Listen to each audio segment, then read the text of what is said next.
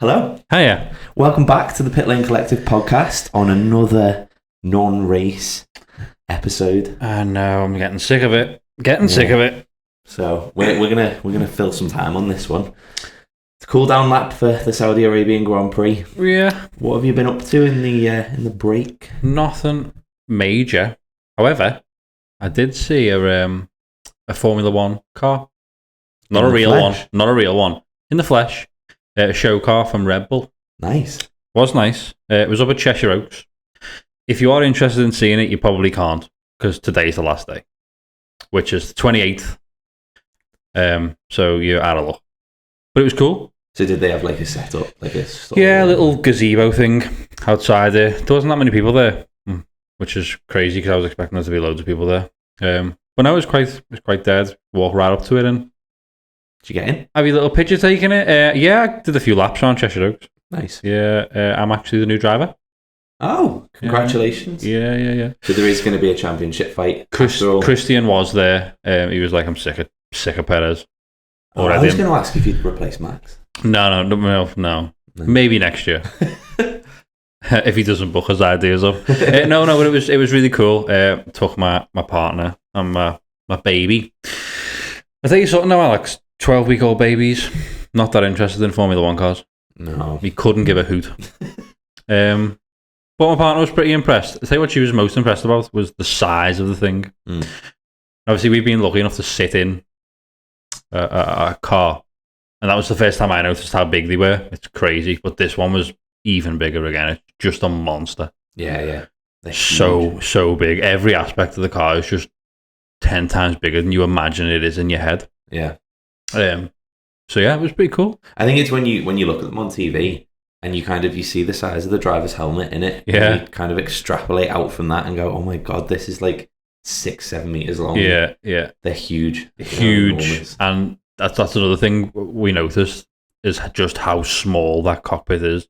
Like, I know that the hood thing comes off for them to get in, but even so, it's must be so claustrophobic in there. So hot. Yeah. Horrible. For a long race weekend. Horrible, but really enjoyable at the same time. That's cool, man. That's nice. It was pretty cool. So you got up and close and personal with a Red Bull car? Got pretty close. I'll throw some pictures on our story. You can check them out if you want. But yeah, it was pretty cool. What have you been? Nice. You been up to much? I went to the other end of the motorsport spectrum and did a rally day. You had the best weekend, really, didn't you? It was possibly the best thing I've ever done. I just looked at a car you actually drove with that fast. So my partner bought me a rally day experience a couple of years ago, and then pandemic happened and everything. So we only finally, some sort of like the world just stopped. Must have missed that.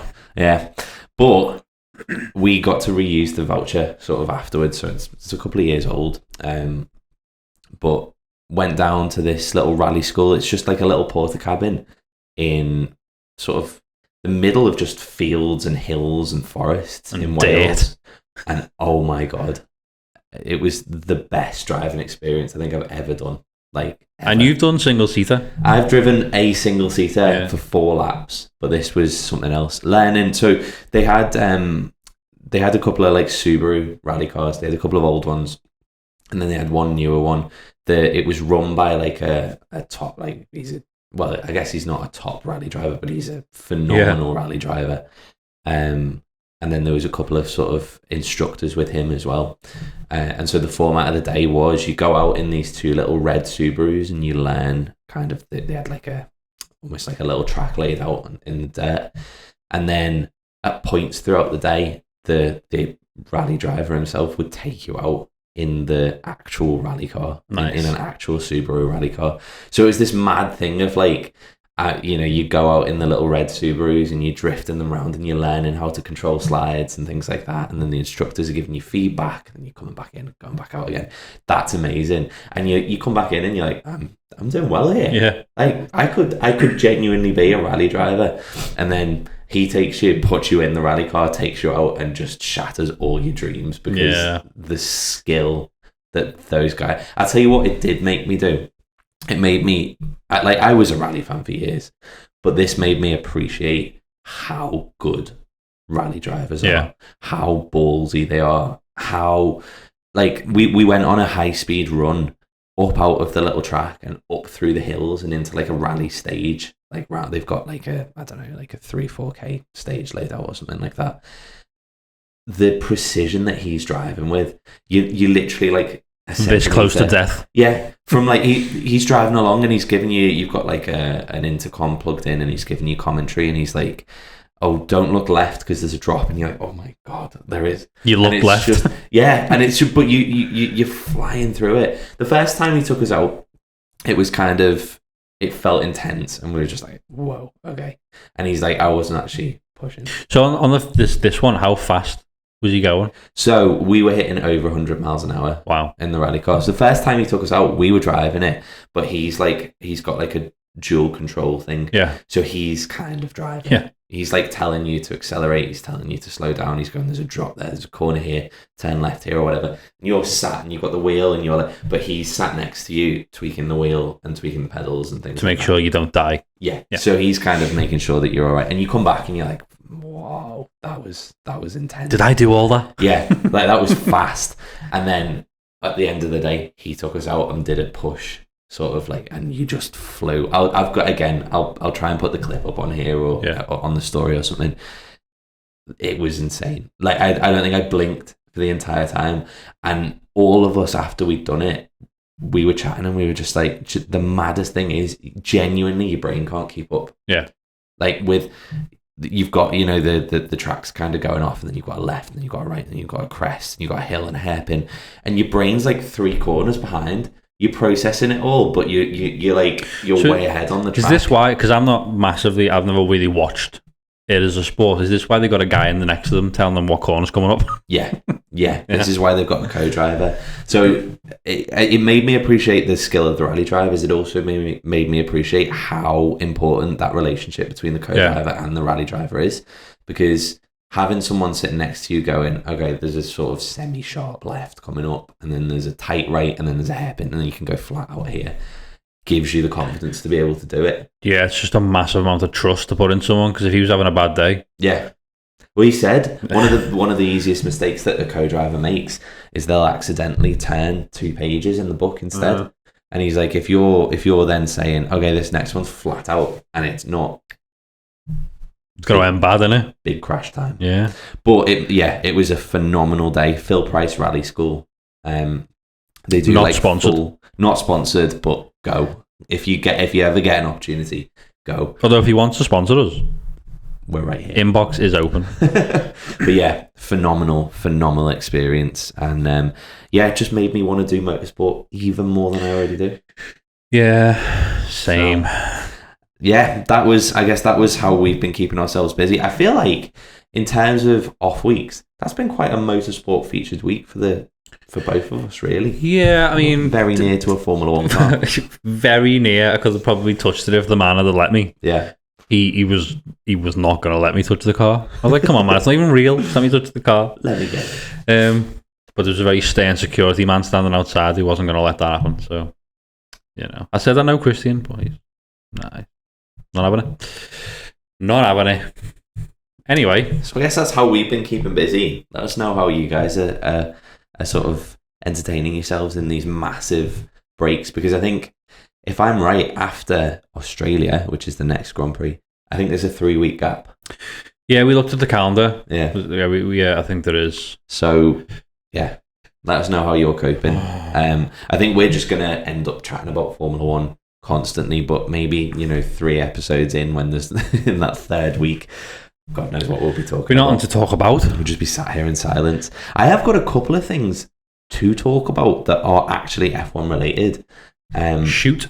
I don't know if you've heard the stories. Go on. Coming out of Mercedes.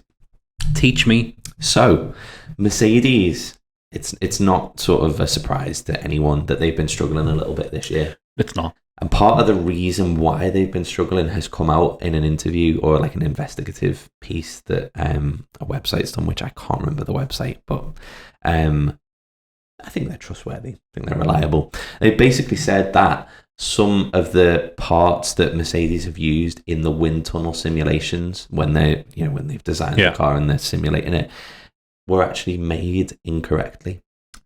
Wow. So the model that was in the wind tunnel is not actually the same as the car they're driving out on track. There were issues with that. Yeah, that's a humdinger of a mistake, isn't it? So, and the biggest issue with that is no one noticed over the winter. So they built it over the winter. How many people work in those factories and nobody noticed? Awkward.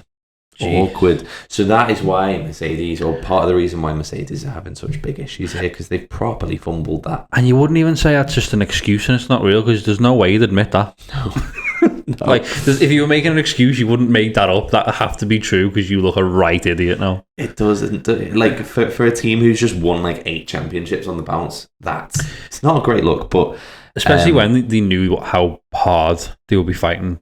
Yeah, but what a big mistake. Wow. What a big mistake. So awkward for Mercedes. Someone got fired.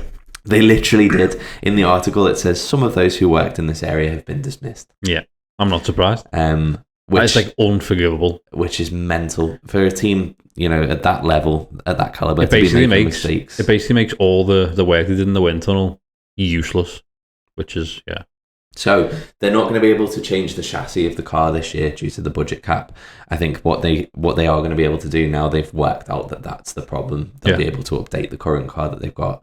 But yeah, what an expensive mistake to make at the start of a new season. So will they update the car to the car that was actually in the wind tunnel?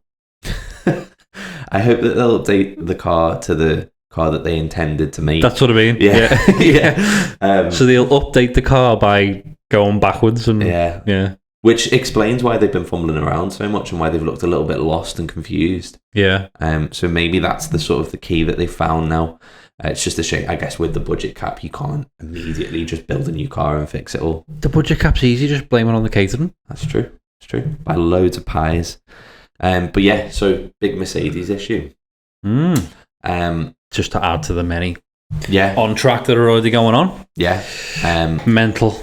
Also, a little bit of news that came out, and probably the last piece of news I've got that came out of the Saudi Grand Prix, is that apparently Alpine are surprised that Aston Martin are quick. Surprised? Why? Did they just expect everyone to be I feel like I saw a couple of comments on this, with people basically saying Alpine seem to be getting surprised by quite a lot of things recently, like the fact that Piastri didn't want to drive for them, the fact that Alonso didn't want to drive for them. That Piastri thing was weird, wasn't it? It was a bit mad. It was very strange. They handled it very badly. But to be honest with you, I mean, I know most of this from Drive to Survive, because I've just literally watched that episode. It seemed to be handled really bad by everyone involved, including him, by the way. I don't think that was the most professional thing to maybe put that out on a tweet, especially when they'd invested so much money in his development. I think it was a bit of a, who's this guy think he is? But it seemed to be handled by everyone really bad. Yeah. When it turned out that they hadn't actually made the drivers sign a contract. Yeah. That's a bit. There's no such thing as a gentleman's agreement, is there really? Not awkward, really. Yeah. But yeah, so they're surprised that that Aston have taken the step that they have taken. I do think it makes teams like Alpine and McLaren look really bad. Yeah, that Aston have suddenly been able to take this massive leap, and they've also took a massive leap just backwards. Well, I guess they've kind of. It seems like they've kind of stayed. I mean, McLaren have just kind of fallen down the stairs, really, haven't they? But Alpine have seemed to have sort of stayed where they were. Yeah, Alpine are solid. I think they're a solid team, like fifth, kind of. Yeah. But like when you see a team that was Aston's sort of position last year and see them make that massive leap up, but doesn't that make the sport so exciting? It does. It doesn't happen very often. Every season there could just be, Haas could do it one season and just blow everyone away. Yeah, it's like it. To me, that makes it kind of exciting. But do you not think that the rarity of that happening makes it kind of mad for all these other teams who've got big budgets and big... I mean, you've got to remember that Alpine are a works team. So they make their own engine, don't they? Or Renault make their own engine. So really, when you look at like the Formula One grid over the past, however long really, you've got like works teams and you've got customer teams. And typically the works teams are the ones that do the best. Ferrari, Mercedes, Red Bull, when they were with Honda and things like that. When you have like customer teams, they're buying parts from the works teams and then putting them to their own cars, and they can't change them, so they've got to work within whatever sort of confines that the works team set. Yeah. And I just think it's mental that you've got Aston, who are a works team, who've jumped their Aston, who are a customer team, who've jumped their works team, Mercedes, they're ahead of them now. And then you've got teams like Alpine, who are their own works team, who can't. It's crazy, isn't it? Make that jump. It is. It's a crazy thing how it works. Maybe, I guess maybe there should be a rule that everyone should just make their own car. But yeah, that has been brought up a couple of times, that you can't have customer teams, but then you'd have to have every team making their own engine, every team making their own. But why would that be such an issue? I think you'd lose a lot of teams because the engine. There's only. I think it'd be a money thing. Like you just couldn't afford it. Yeah, because if you think about the engine programs that are running, you've got Merc with their engine, Ferrari with theirs. I guess Red Bull powertrains, Honda, whatever you want to call them, and Renault, and they're the only 4. Audi are coming in as an engine. Yeah. An engine maker in 26, I think. But yeah, I think you've got to always, to keep the amount of teams in the sport, you've got to always have customer teams of some way or another. But it's just mad that like you've got this situation now of a customer team taking parts and then making them work better. Yeah, the team buying parts from you shouldn't be better than you. Yeah. It should be on par at best, shouldn't it? It's a crazy one to think, but yeah. I was reading that Aston have they feel they're limited because of the Mercedes gearbox, because of the way Mercedes have laid their car out, and they've obviously got the no side pods and it's kind of packaged quite tight at the back. Aston have been hampered by that slightly because they buy the rear suspension and the gearbox from Mercedes and they can't change it, and it's limited the space that they can use for the diffuser and stuff at the back of the car.